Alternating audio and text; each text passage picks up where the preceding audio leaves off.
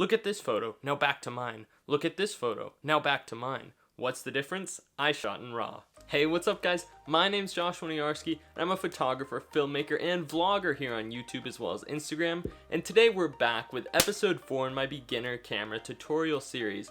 Today, we're going to be talking all about shooting RAW. What are the pros? What are the cons? Should you do it? Should you not? What does it even mean? We're going to be talking about all that and more, so let's get into it. So when you're taking photos, there are a few different formats you can shoot in, but the most popular are JPEG and RAW. So first let's talk about JPEG, which is the file format that most of you have probably heard of before. Now JPEG is super basic. You can take your photos, you can share them online quickly, send them to family and friends. It's just nice, clean, and simple, and you can have high quality photos that don't take up very much space. If you buy a camera, it'll probably default to this. If you take pictures on your phone, it's also going to default to this. It's just easy to use, it gets the job done. And then on the other end of the spectrum we have RAW, which is what most, if not all, professional photographers shoot in. But remember, that doesn't mean you have to. So one of the big disadvantages to shooting RAW is the file sizes are massive.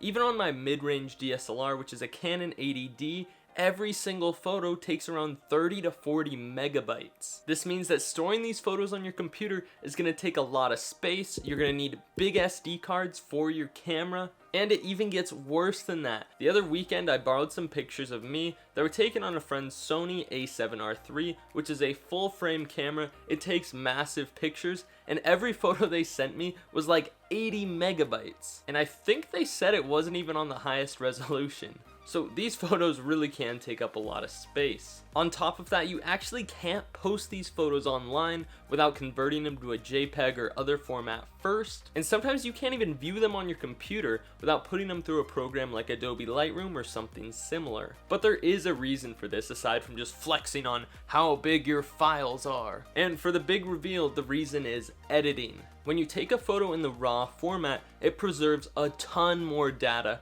than a simple JPEG, which allows you to edit the photo later. Stuff like shadows, highlights, which we'll probably talk about in a later video, there's a ton of detail retained in them when you shoot in RAW, and you can pull out that detail in post to edit to your liking. When you take a picture in RAW, you can actually edit the colors, edit the details, the sharpness, the clarity, the contrast, all of that without having a huge degrade in quality of your picture.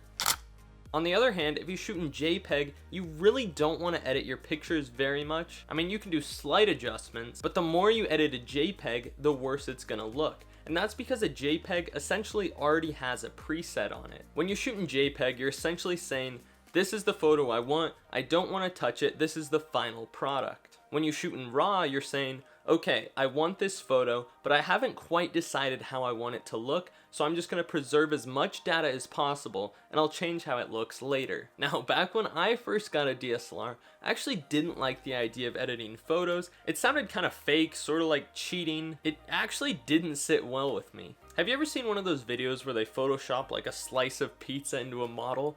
That's what I felt like if I did anything but touch the contrast and maybe the saturation. But one thing that sort of changed this mindset for me was the fact that your camera doesn't always capture an image correctly. Sometimes it's going to be too dark, sometimes it's going to be too bright, sometimes your skin is going to look orange, sometimes it's going to look blue. So at the very least, realize that your camera captures colors incorrectly all the time, so editing basic corrections should be fine for most people. At least for me personally, if I take a picture on something like my Galaxy S7 smartphone, doesn't matter where it is, the saturation is so high, greens look like lime green, it just doesn't look true to life. And likewise, sometimes your camera is going to get unrealistic colors as well. And nowadays, editing photos is just as fun for me as taking them. It's just so creatively fulfilling to have an idea and then take the image and then work on it in post to get it to look however you want. Last week, a friend actually took a picture of me swimming in a foggy lake. It looked awesome, here's the photo,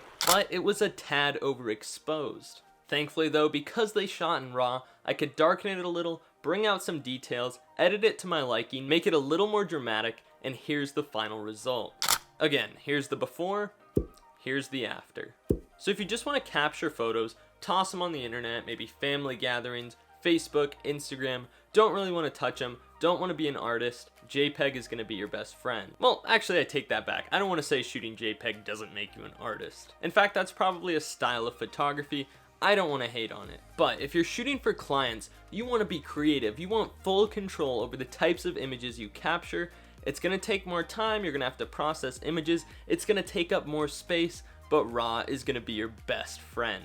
If you shoot in RAW and you edit those photos, over time you're going to develop a style. People are actually going to be able to recognize your photos without seeing your name attached. It's really a cool thing. Anyways, now that you know the difference between JPEG and RAW, hopefully you can decide which one is best for you. Maybe you want to alternate between them. I actually do this sometimes. Either way, I'm just glad this video could hopefully help you out a little. As always, if you liked the video, be sure to like it. If you have any questions, have any comments, hit up that comment section down below. And if you want to see more content like this, consider subscribing to the channel. Thanks again for watching. My name's Josh Winiarski. Check me out on Instagram, and I'll see you all in the next one.